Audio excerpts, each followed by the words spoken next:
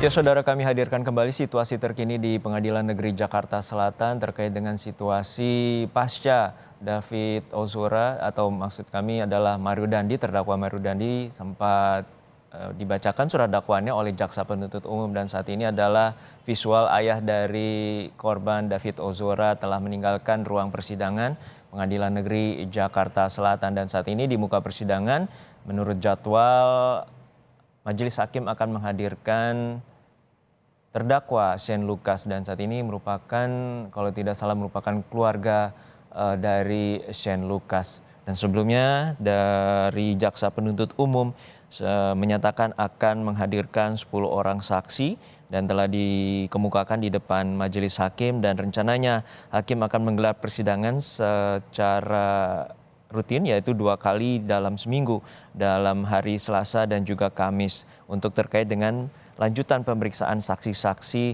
dari yang dihadirkan oleh jaksa penuntut umum. Selain itu, pihak dari penasihat hukum terdakwa Mario Dandi menyatakan tidak akan membacakan eksepsi.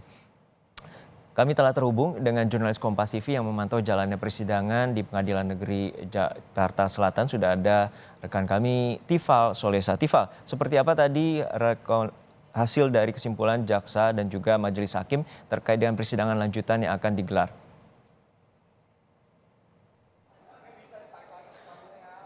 Dari tim penasihat hukum terdakwa Mario Dandi Satrio tadi sudah menyampaikan, bahkan sebelum proses sidang ini lewat koordinator penasihat hukumnya Andreas Nahot Silitonga, bahwa tim penasihat hukum tidak akan mengajukan nota keberatan atau eksepsi atas dakwaan yang dilayangkan jaksa penuntut umum terhadap kliennya begitu dalam kasus penganiayaan terencana terhadap David Ozora. Alasannya, kalau saya mengutip pernyataan Andreas sebelum proses sidang tadi dalam keterangan pers kepada awak media, tim penasihat hukum menilai bahwa untuk bagian material ataupun juga aspek formil dakwaannya sudah memenuhi, sehingga dari tim penasihat hukum merasa cukup untuk melakukan pembuktian saja. Nah, nanti setelah proses sidang hari ini, untuk jadwal sidang berikutnya akan dilangsungkan pembuktian dari jaksa penuntut umum dari Kejaksaan Negeri Jakarta Selatan. Akan dihadirkan sejumlah saksi, terutama dalam hal ini adalah saksi fakta. Total saksi yang dipegang oleh jaksa penuntut umum dalam kasus ini ada 10 orang, termasuk salah satunya adalah dari pihak keluarga korban David Ozora dalam kasus ini, yang nantinya akan coba dihadirkan ke muka persidangan. Ini yang juga akan menarik untuk dicermati, pihak keluarga mana yang akan menyampaikan keterangannya nanti di hadapan majelis hakim yang dipimpin oleh Hakim Ketua Ali Midribu Sujono, dan sejauh mana mereka memahami, mengetahui soal kejadian yang menimpa anggota keluarga mereka David Ozora, hingga mengalami cedera serius pada bagian kepala hingga harus dirawat di rumah sakit dengan durasi yang cukup intens kala itu, lebih dari 4 minggu, bahkan lebih dari sebulan begitu ya, dengan masa penyembuhan yang masih terus berlangsung sampai dengan sekarang begitu. Selain dari pihak keluarga, ada rencana juga dari jaksa penuntut umum akan menghadirkan petugas keamanan di sekitar tempat kejadian perkara upaya penganiayaan terhadap David Ozora ini. Ini juga yang bakal menarik untuk dicermati, sejauh mana pengetahuan dari para saksi tentang upaya penganiayaan yang dilakukan, terlebih dalam sejumlah bukti yang dipegang oleh pihak kepolisian saat proses penyelidikan dan penyidikan.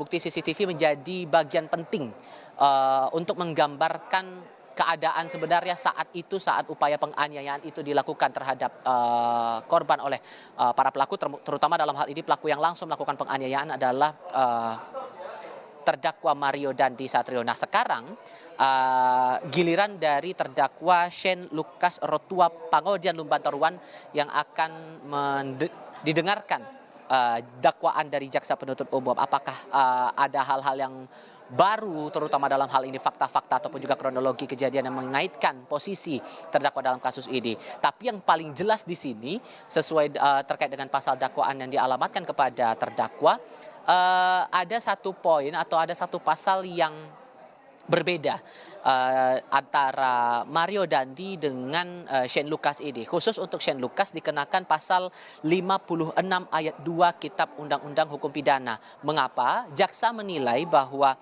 posisi Shane Lucas ini dalam kasus ini sebagai pembantu kejahatan.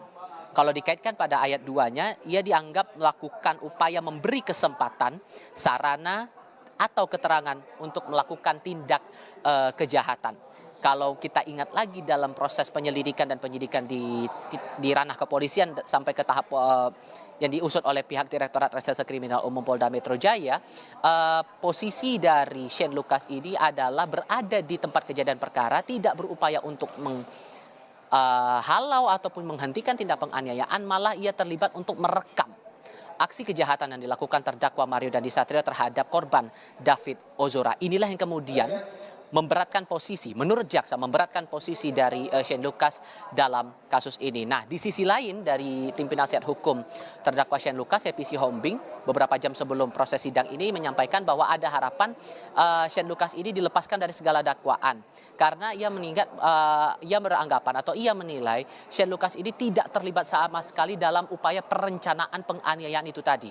Sehingga diharapkan ia bisa dibebaskan, tapi di sisi lainnya lagi, ada rencana juga dari tim penasihat hukum terdakwa Shane Lucas untuk tidak menyampaikan nota keberatan atau eksepsinya. Apakah ini akan terbukti? Ini masih harus kita lihat lagi atau kita cermati bersama dalam proses sidang terhadap Shane Lucas kali ini. Jono. Kita masih terus cermati bagaimana jalannya persidangan terhadap terdakwa Mario Dandi dan juga Shane Lucas. Terima kasih atas laporan lengkap Anda, jurnalis Kompas TV, Tifal Solesa langsung dari Pengadilan Negeri Jakarta Selatan.